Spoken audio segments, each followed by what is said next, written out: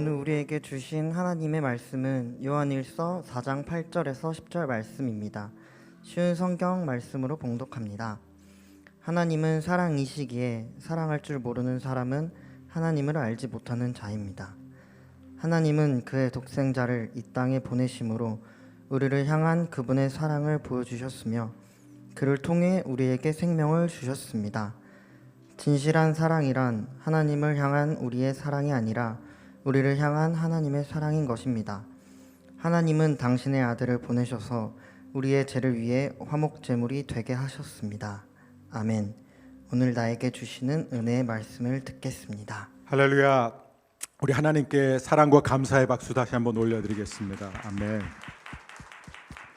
여러분 새해 복 많이 받으세요. 우리 옆에 있는 분한테 같이 오신 분 말고요, 그냥 옆에 있는 분한테 우리 새해 복 많이 받으세요. 우리 주위 한 번만 둘러보시면서 새해 복 많이 받으세요.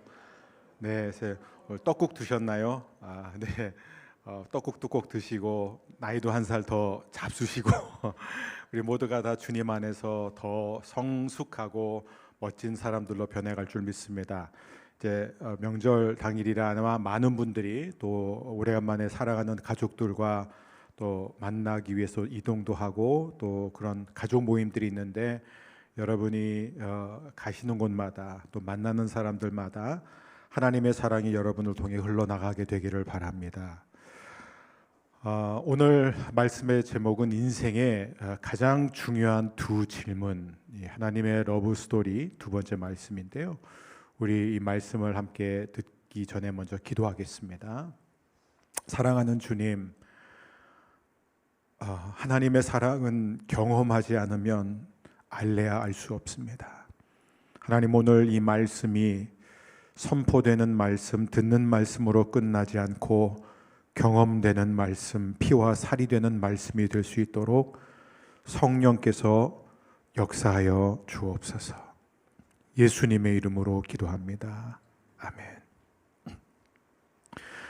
제가 이제 존경하는 그런 원로 목사님들과 대화를 하다 보면은 이분들이 이제 공통적으로 하시는 얘기가 있습니다. 그게 뭐냐면 설교는 하면 할수록 힘들다는 거예요.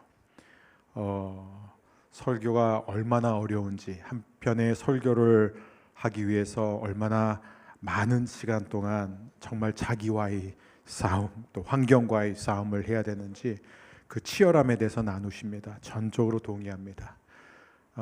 젊었을 때 뭣도 모를 때는 뭐 한 주에 22개의 설교를 하면서도 그게 어려운 줄 모르고 했는데, 나이가 들어가면 갈수록 하나님의 말씀을 하나님의 마음으로 전한다는 것이 얼마나 힘든지를 경험하게 됩니다.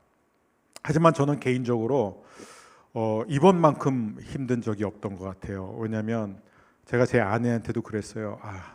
하나님의 사랑에 대해서 설교하기로 한 것 자체가 실수가 아닌가 이런 생각이 들 정도였습니다. 왜냐하면 이 하나님의 사랑이라는 것은요, 결국에는 말로 표현할 수 없는 것이거든요. 제가 주중에 이제 성도님을 만나서 어느 성도님이 이런 얘기를 하세요.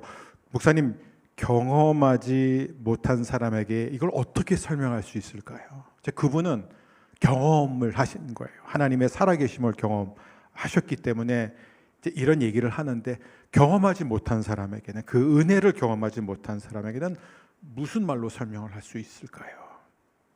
하나님의 사랑이 바로 그런 것입니다. 모든 지식을 뛰어넘는 사랑은 경험하지 않은 사람에게 뭐 어떠한 논리적인 또 감동적인 설명도 사실 그분이 그 사랑을 실제로 경험하기 전까지는 아무런 의미가 없는 것이죠. 그래서 오늘 이 시간 성령께서 부족한 저를 도와주시고 또 여러분의 마음을 만져주시사 하나님의 사랑이 여러분의 마음에 실질적으로 부어지게 되기를 주의 이름으로 축복합니다. 지난주에 나눴지만 모든 인간에게 가장 필요한 것, 가장 원하는 것은 바로 돈도 아니고 명예도 아니고 지위도 아니고 심지어 건강보다도 더 중요한 것이 바로 사랑입니다. 모든 사람은 이 사랑에 목말라 하고 있죠. 자, 그렇다면 하나님의 자녀, 하나님을 믿는 우리에게 가장 필요한 것은 무엇일까요? 역시 사랑입니다. 완전한 사랑, 하나님의 사랑이죠. 그런데 교회를 다니는 사람들조차 실제로 이 하나님 아버지의 사랑을 경험하지 못한 상태에서 신앙생활하는 분들이 의외로 많다는 거예요.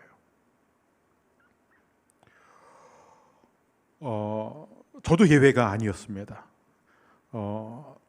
유치원 때 제 발로 교회 걸어 들어갔고, 또 교회 열심히 다녔고, 또 초등학교 때는 하나님의 종으로 또 부름까지 받아서 저는 그냥 하나님의 종으로서, 목회자로서의 그런 꿈을 갖고 아이덴티티를 갖고 살아갔음에도 불구하고 한 번도 이 하나님 아버지의 사랑을 실질적으로 경험하지 못한 상태에서 그렇게 살았습니다. 저는 이것이 오늘날 성도들 가운데 하나의 유행병이 되지 않았는가. 분명히 교회를 다니는데, 그리고 교회를 다니면 불가피하게 하나님의 사랑에 대한 말씀도 듣게 되고요, 성경을 읽다 보면 또 하나님의 사랑에 대한 이야기가 나오고요, 또 우리가 부르는 찬양, 찬송 속에서도 늘 이 아버지의 사랑에 대한 그런 고백들을 우리가 하게 됩니다. 그래서 계속 우리가 이런 것들에 이제 노출이 되니까 자기가 하나님의 사랑을 실제로 경험했다고 착각을 한다는 거죠.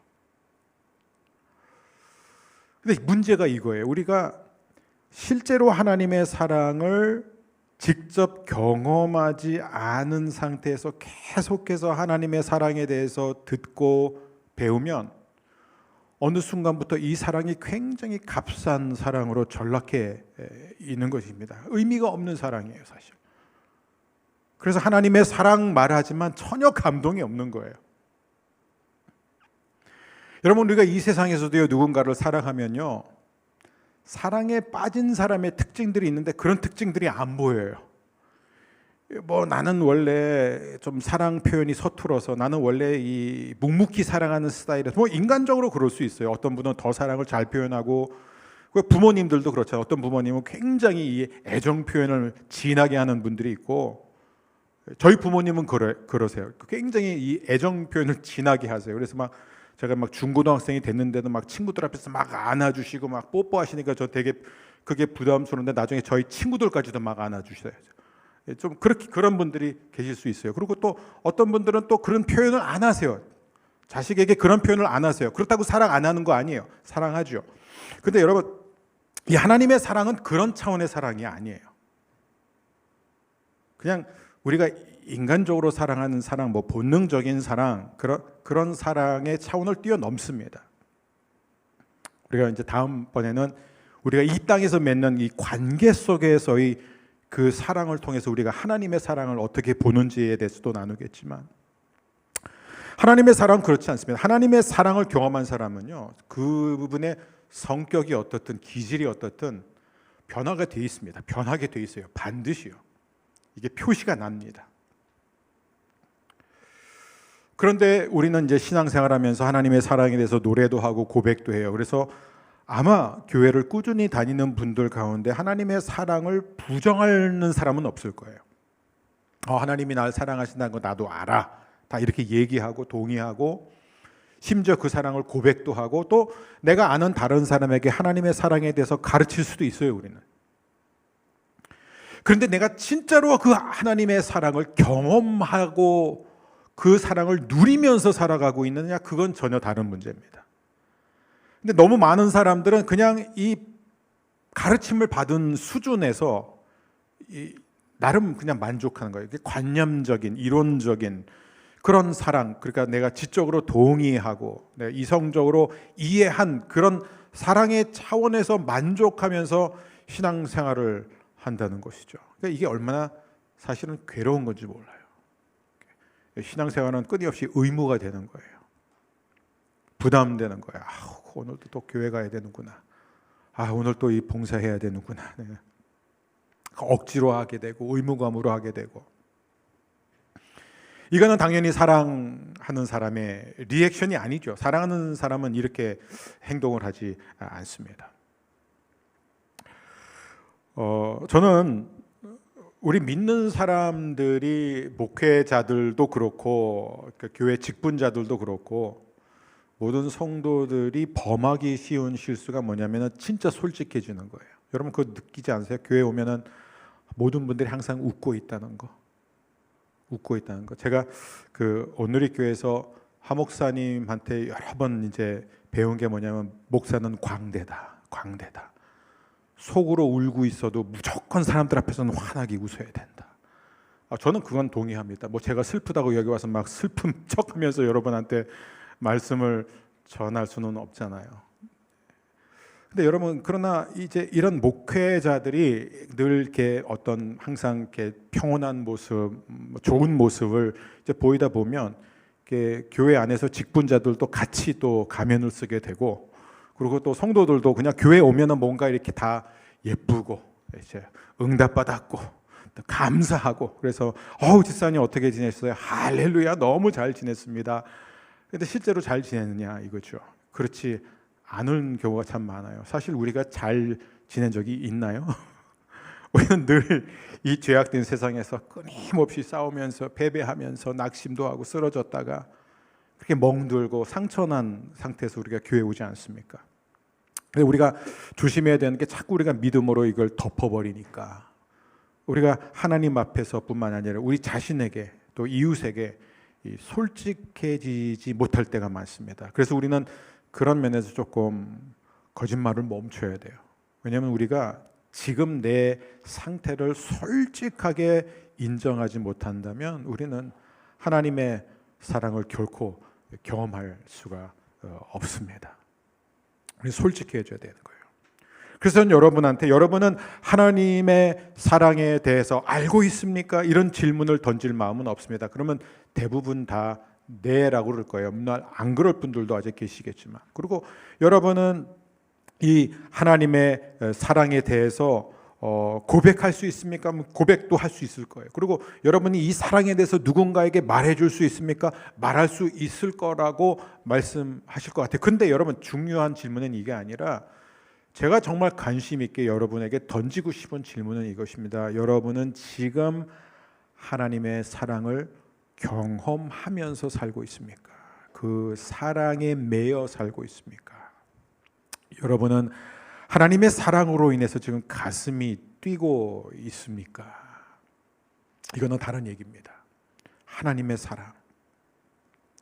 우리가 신앙생활을 하면서 여러분 제일 무서운 사람이 어떤 사람이에요? 제가 겪어보니까 진짜 신앙에 열심히 있는데 하나님의 사랑을 경험하지 못한 사람, 제일 무서운 사람이에요. 제일 무서운 사람이에요.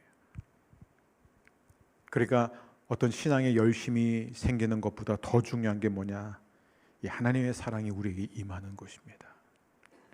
하나님의 사랑이 임하면은 우리는 다른 사람을 사랑할 수밖에 없게 됩니다. 심지어 자기 자신을 사랑하게 된다는 것입니다. 누군가가 저는 하나님의 사랑을 느끼지 못합니다. 이런 고민을 갖고 계시면 저는 교회를 열심히 다니는데 하나님이 저를 사랑한다는 생각이 안 들어요. 그런 분에게 여러분은 어떻게 접근하시겠어요? 그래요? 잠시만요. 그러면 우리 말씀 좀 함께 같이 볼까요? 자, 여기서 하나님이 우리를 얼마나 사랑하시는지 이렇게 기록되어 있지 않습니까? 그래서 성경 몇 구절을 인용하고 가르쳐드리고 기도해드리고 어깨 이렇게 토닥거리면서 이렇게 좀 그러면서 이렇게 집으로 돌려보내는 것은 뭐 그렇게 어렵지 않아요. 그런데 이제 문제는 그분이 실제로 하나님의 사랑을 경험하기 전에는요 아무것도 바뀌지 않는다는 거예요. 아무것도 바뀌지 않습니다. 저는 어렸을 때 이제 초등학교 3학년 때 목회자로 부름을 받았기 때문에 제 정체성이 그때 딱 확립이 됐어요. 김주환 목사. 주위 사람들도 다 그렇게 불렀고, 근데 그게 저한테는 굉장히 괴로움이었어요. 부담이었어요. 그러니까 그것 때문에 제가 못한 게 너무 많아요. 저는 너무 그때부터 즐기지 못한 게 너무 많아요. 그러니까 뭔가 이렇게 하나님을 기쁘시게 해야 될 것 같은 거예요. 그게 고등학생 때까지 쭉 갔어요. 나름 열심히 기도했고 정말 말씀대로 살려고 애를 썼고 막 철야기도도 하고 가정 예배도 드리고 당연히 학교에 가면 거짓말 하는 거 안 하고 욕 안 하고 이런 것들을 되게 노력했어요. 근데 이제 언제 제 삶이 정말 변했냐면은 제가 고등학교 2학년 때 하나님 아버지의 사랑이 실질적으로 제 가슴에 와닿기 시작했을 그 순간부터 모든 게 바뀌는 거예요.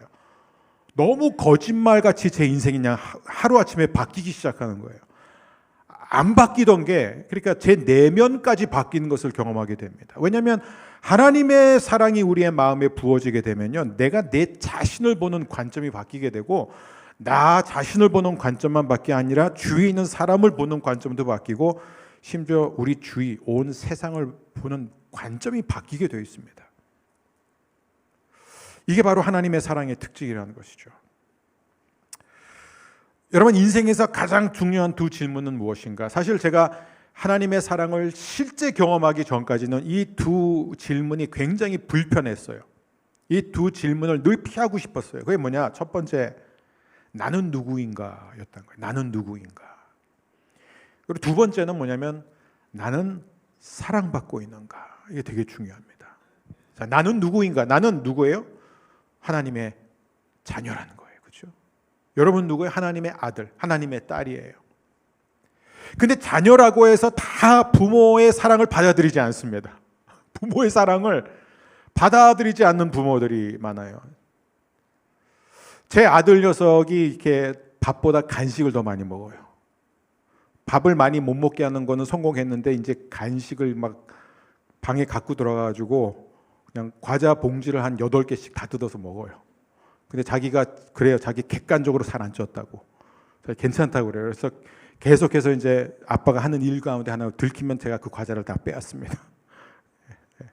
어저께도 과자를 또 한 봉지를 막 가져가니까 제가 다 뺏고 3개만 줬어요. 앞으로 3개만 먹어라. 얘는 불만이 있는 거예요. 이제 속으로 아빠가 맛있는 거 혼자 다 드시려고 자기 거 뺏는다. 그래서 제가 아들한테 얘기했어요. 이 모든 과자 플러스 알파로 너한테 줘도 아깝지 않지만 이게 너에게 좋지 않기 때문에 아빠가 빼앗는 것이다. 나는 누구인가? 하나님의 자녀라는 거예요. 근데 우리가 과연 하나님의 자녀로서 하나님의 사랑을 받고 있는가? 이게 굉장히 중요합니다. 근데 우리가 하나님의 자녀다라고 할 때 여기서 정말 중요한 건 뭐냐면 나는 세상에 하나밖에 없는 특별한 존재다라는 거예요. 특별한 존재라는 거예요. 우리 교회에 굉장히 중요한 이 핵심 가치가 뭐냐면 His unique body라는 거예요. 하나님이 우리를 한 몸으로 부르셨지만 우리 모두가 다 하나님 앞에서 마치 세상에 한 사람밖에 존재하지 않는 것처럼 특별하다는 거예요. 그래서 결국 이 두 번째 문제와 다 연결되어 있는 나는 사랑받고 있는가라고 했을 때 내가 하나님의 자녀로서 하나님의 아들로서 하나님의 딸로서 그 아버지의 사랑을 우리가 받고 있다라는 그 확신이 있느냐 없느냐, 이 경험이 있느냐 없느냐가 너무 중요합니다.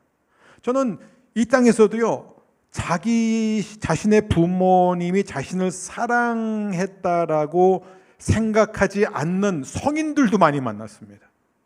그러니까 육신의 부모를 생각하면 너무 상처가 많고 너무 분노가 많은 거예요. 지금까지도. 그래서 그 부모님과의 갈등은요, 그냥 하나님과의 관계를 가로막는 가장 큰 원인이 되고 있습니다. 이 부분은 제가 나중에 또 다룰 거예요. 근데 여러분, 중요한 것은 무엇이냐? 하나님의 사랑을 받는 자녀라는 것은 이게 뭐가 진짜 사랑이냐면요, 이거예요. 어디까지 가야 되냐면 하나님은 나만 사랑하신다. 이게 되게 이기적으로 들리죠. 하나님은 나만 사랑하신다. 근데 이게 성경적이에요. 이게 성경적이에요. 여러분, 하나님 앞에 쓰임받은 사람들, 하나님의 사랑을 받은 사람들의 특징이 다 이거예요. 하나님, 왜 나만 이렇게 사랑하세요? 여러분, 예수님, 하나님은 우리를 뭐예요? 우리를 신부로 부르셨습니다. 우리는 신부예요. 우리는 하나님과 혼인 관계 안에 있습니다. 그러면 여러분, 아내가 내 남편은 나를 사랑해, 나는 알아, 믿어. 근데 내 남편이 나만 사랑한 게 아니라 옆집 사는 여자도 사랑하고 저 권사님도 사랑하고 저 집사님도 사랑하고 모든 여성을 똑같이 사랑해. 그거는 사랑이 아니에요. 그건 사랑이 아닙니다. 진짜 사랑은 뭐냐면 나만 사랑해요. 내 남편은 나를 특별히 사랑해. 나만 사랑해. 저는 항상 제 세 자녀에게 항상 하는 얘기가 뭐냐면 전 진심을 담아서 말해요. 아빠가 너를 세상에서 제일 사랑한다. 저는 이 개인적으로 있을 때마다 그렇게 얘기하고 진심이에요. 내가 세상에서 아빠가 너를 제일 사랑한다. 근데 아이는 그걸 알아야 되는 거예요. 아빠는 나를 세상에서 제일 사랑한다. 왜냐면 그게 사랑이거든요. 여러분 정말 하나님 왜 저를 이렇게까지 사랑하세요? 여러분 이게 다윗의 기도였거든요. 다윗이 사무엘하 7장에서 드린 기도가 하나님 원래 사람을 이런 식으로 대하세요? 왜 자꾸 나만 예뻐하고 왜 나한테만 잘해주세요? 여기까지 가야 되는 거예요. 그래서 이 다윗은 하나님의 마음을 알았던 사람이에요. 정말 나를 특별히 사랑하시는구나. 여러분 저를 한번 따라해 주십시오. 하나님은 나만 사랑하신다. 아멘. 거기까지 가는 게 사랑이에요. 이게 하나님의 사랑입니다. 결국 가장 중요한 인생의 두 질문은 뭐냐면 나는 누구인가? 그리고 나는 사랑받는 자녀인가? 이거예요. 우리가 이 질문에 대해서 하나님과의 관계 안에서 답변을 찾지 못하면 우리는 평생 헤매면서 살아요. 그리고 제가 장담합니다. 이미 수없이 많은 분들을 만났어요. 인생에서 아무리 높은 자리까지 올라가도 어떤 성공을 거두어도 어떤 업적을 남겨도요. 그 사람이 인생이 풍부할까요? 행복할까요? 결코 그렇지 않습니다. 왜냐하면 그의 가장 중요한 것, 가장 필요한 것을 놓치고 있기 때문에요. 그것은 완전한 사랑이에요. 완전한 사랑에 대한 욕구예요. 그것만이 우리의 영혼의 가장 깊은 공허함을 채워줄 수 있기 때문에 그렇습니다. 그러니까 나는 하나님의 자녀, 나는 하나님의 사랑받는 아들이고 나는 하나님의 사랑을 받는 딸로서 사는 사람들은요, 이 땅에서 사는 동안에요 안정된 삶을 살아요. 왜냐하면 자꾸 사람들의 평가에 연연할 필요가 없어요.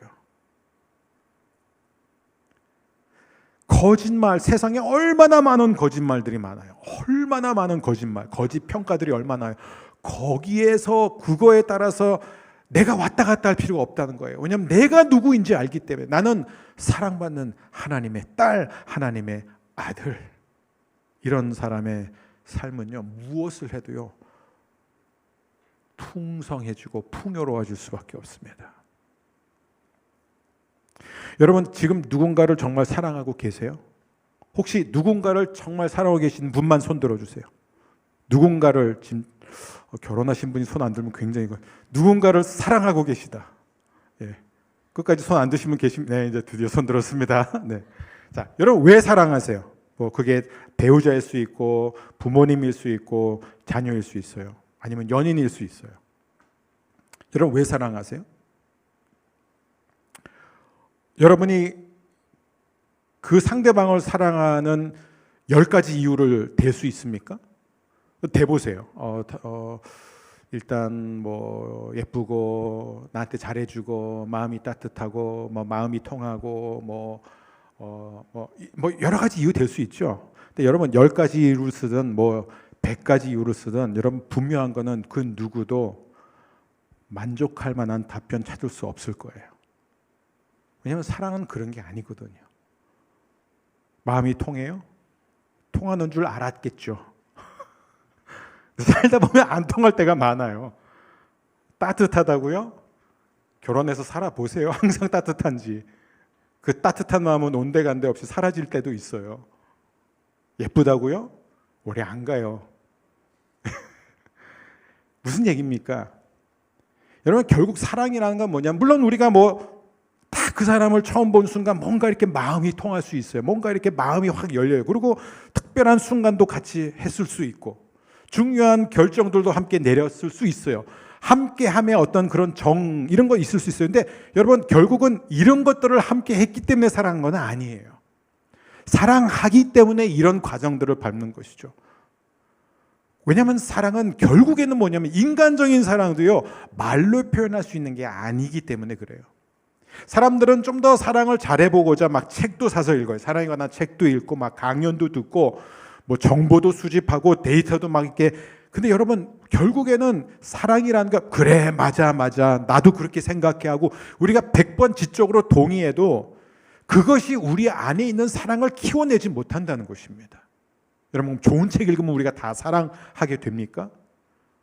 우리가 사랑에 대한 지식이 풍성해져 가지고 그것을 우리가 받아들이면 갑자기 사랑을 하게 되는 거 아닙니다. 사랑은 그런 게 아니에요. 결국 우리가 이 땅에서 맺는 모든 관계 안에서의 사랑은 성경에 보면은 모든 사랑의 출발점, 우리가 지난주에 배웠지만 하나님 아버지의 사랑입니다.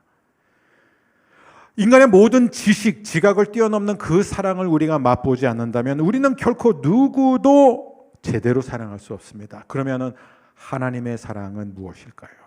이 두 가지 중요한 질문을 우리가 하나님의 사랑의 관점에서 답변을 하지 않는다면 우리는 평생 불안정하게 허둥대며 살 수밖에 없습니다. 그 아버지의 하나님의 사랑, 그것이 바로 오늘 우리 함께 읽은 요한일서 4장 8절, 9절, 10절입니다. 우리 한 목소리로 다시 한번 읽겠습니다. 하나님은 사랑이시기에 사랑할 줄 모르는 사람은 하나님을 알지 못하는 자입니다. 하나님은 그의 독생자를 이 땅에 보내심으로 우리를 향한 그분의 사랑을 보여주셨으며 그를 통해 우리에게 생명을 주셨습니다. 진실한 사랑이란 하나님을 향한 우리의 사랑이 아니라 우리를 향한 하나님의 사랑인 것입니다. 하나님은 당신의 아들을 보내셔서 우리의 죄를 위해 화목 제물이 되게 하셨습니다. 하나님을 알지 못하는 사랑, 하나님의 사랑을 경험하지 못한 사람은 결코 그 누구도 참되게 사랑할 수 없다고 사도 요한은 못 박습니다. 못한다 이거예요. 못한다. 진실한 사랑은 하나님에게만 있기 때문이에요. 그러면 그 하나님의 진실한 사랑은 어떤 것이냐? 하나님이 우리에게 어떻게 보여주셨느냐? 하나밖에 없는 아들, 독생자를 이 땅에 보내주심으로써 저와 여러분의 죄를 대신해서 화목제물이 되셨다 이거예요. 십자가에 못 박혀 죽으셨다는 거예요. 비록 하나님과 영원전부터 같은 분이셨지만 하나님과 동등됨을 취할 것으로 여기지 않고 자신을 비워서 종의 형체를 취해서 인간의 몸을 입고 이 땅에 오셔서 저와 여러분의 모든 죄, 모든 수치를 친히 담당하시고 십자가에서 죽기까지 순종하셨다. 여러분 이게 무슨 얘기냐면 저와 여러분을 향한 하나님의 사랑, 요한이 뭐라고 그러죠? 진실한 사랑은 하나님을 향한 우리의 사랑이 아니라 우리를 향한 하나님의 사랑이다. 자, 우리를 향한 하나님의 진실한 사랑은 무엇이냐? 하나님은 the best of the best, 가장 좋은 것을 우리에게 주셨다. 이게 사랑이에요. 사랑의 특징이 뭐예요? 가장 좋은 것, 가장 비싼 것 아니고, 한국은 뭐든지 비싸면 좋다고 생각하는 그런 이상한 심리가 좀 있는 것 같아요. 근데 비싼 게 아니고요, 가장 값어치가 있는 게 아니라 나에게 가장 소중한 것, 나에게 가장 귀한 것을 주는 게 그게 사랑이라는 거예요. 제가 이제전에 이제 교회에서 이제 주례를 하게 되면은, 혹은 이제 결혼식에 가게 되면 왜 이렇게 막 결혼 예식장에 있는 꽃들 있잖아요. 그거 막 가져가라 그러잖아요. 그리고 초반에 되게 열심히 챙겼어요. 막 그러면 막 꽃이 너무 이쁘고, 예식장에 있는 꽃들은 일단 다 예뻐요. 그리고 다 좋아요. 비싸요. 그러니까 그거를 막 열심히 이렇게 모아가지고 이렇게 잘 이렇게 포장해서 이제 집에 가서 이제 아내한테 딱 줬어요. 근데 그 제가 기대했던 반응이 안 나오는 거예요. 뭐냐면 오늘 누구 결혼식이었냐? 아는 거죠. 여러분 왜 이렇게 비싸고 예쁜 꽃다발을 딱 줬는데도 그렇게 감동을 받지 않았을까? 이유는 하나예요. 제가 지불하지 않았기 때문이에요. 저는 아무것도 지불한 게 없어요. 제가 아끼는 게 아니었어요. 돈도 들어가지 않았어요. 시간도 들어가지 않았어요. 차라리 그냥 동네 꽃집에서 장미꽃 한 송이 사다가 그거를 아내한테 줬으면 아내가 더 좋아했을지도 몰라요. 안 해봐서 모르겠지만 그럴 것 같아요. 근데 여러분 결국 뭐냐면은 선물이라는 게 뭐냐면 진짜 사람의 마음을 움직이는 거는 뭐냐면 나에게 소중한 것, 내가 아끼는 것을 주는 것. 그게 가장 아름다운 선물입니다. 하나님이 저와 여러분에게 어떻게 아버지의 사랑, 자신의 사랑을 보여주셨습니까? 하나님이 가장 아끼는 것. 근데 이건 인간적으로요. 제가 지난주에 우리가 나눴지만 이건 인간적으로 설명할 수가 없는, 이해할 수가 없는 거예요. 한마디로 뭐예요? 아버지 하나님의 사랑은 다 알 수 없는 사랑이에요. 말로 다 할 수 없는 그 사랑. 그래서 이제 저와 여러분은 이 하나님의 러브 스토리를 쭉 추적해 나가면서 이제는 우리가 하나님의 사랑에 대해서 알고 동의하고 고백하고 심지어 다른 사람에게 하나님의 사랑에 대해서 말해주는 그 단계에서 벗어나서 이제는 그 하나님의 사랑에 우리가 잠기고 그 사랑에 완전히 매여서 그래서 우리가 매 순간마다 우리의 심장을 뛰게 하고 우리가 무엇을 하게 하는 그 모든 것이 바로 내가 하나님의 사랑받는 자녀로서 하는, 그래서 저와 여러분의 삶이 가장 풍성하고 가장 복된, 그래서 좀 티가 났으면 좋겠어요. 여러분, 사랑하는 사람의 특징이 뭐예요? 티가 납니다. 혼자 있다가 괜히 웃어요. 좀 그게 좀 필요해요. 그냥 괜히 있다가 갑자기 막 웃어요. 좋아서. 정말. 그리고 하나님의 사랑은 저도 여러 번 경험했지만요, 대낮에 사람들 앞에서도 춤을 추게 하는 게 하나님의 사랑이에요. 그 사랑이 그렇게 크다는 거예요. 그래서 물론 여러분이 그렇게 체면 구기는 일은 없기를 바라지만 여러분 안에 이런 하나님의 가슴 벅찬 사랑이 여러분의 삶을 이끌게 되기를 주의 이름으로 축복합니다.